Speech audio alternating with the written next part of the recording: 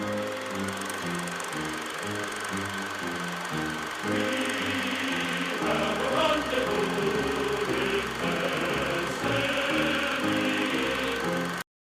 name is Staff Sergeant Cope. I'm an instructor here at the South Alaska Air Assault School. This morning we're going to go over the fuel blivets. The reference material that covers that is TM 4-48.10. So the first thing that you're going to look at on the fuel blivets is the load brief, okay? So you're going to have the aircraft, which is going to be a CH-47 or a UH-60, okay?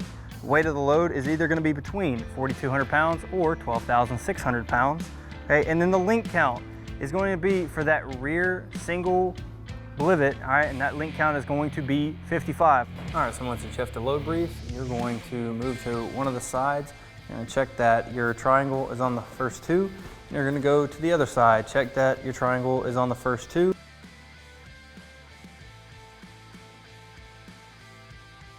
Then you're going to start your inspection. You're going to come here to the fuel nozzle. Make sure there's tape all the way around. There are no holes in the tape. You're going to check your 5/8 inch screw pin clevis.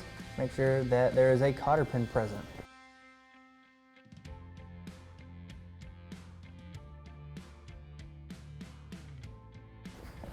And grab your first sling leg. You're going to make sure that it's routed properly. And then you're going to check that link count, which is 3. So 1, 2, and that third one's in your grab hook assembly.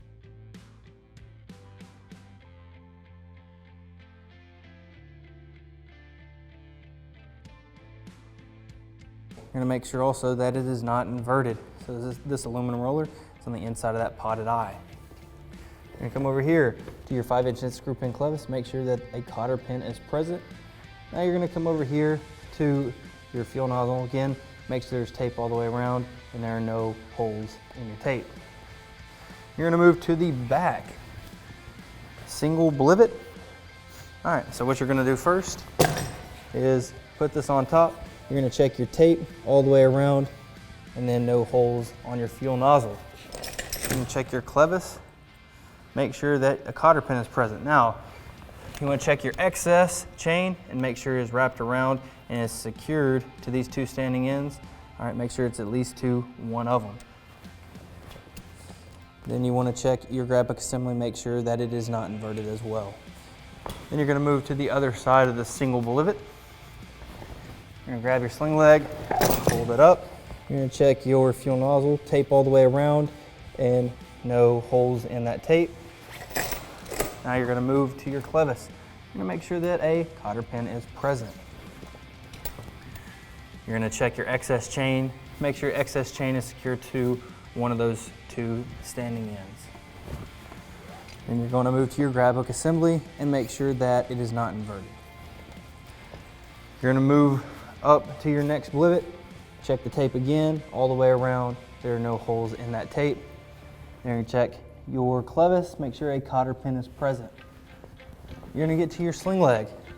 You're going to make sure that it is routed correctly. You're going to make sure that your grab hook assembly is not inverted, so aluminum rollers on the inside of that potted eye, and a link count of 3, 1, 2, and 3. You're going to check your other clevis, make sure there's a cotter pin, and your last fuel nozzle all the way around, and then no holes in the tape. Now you're going to move to your sling leg.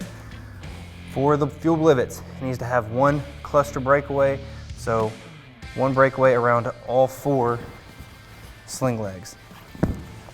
Now you're going to put your hand on your apex, make that phase 2 gang sign. So my fingers are representing the sling legs, so my outside 2 are the ones that are going to go to the front.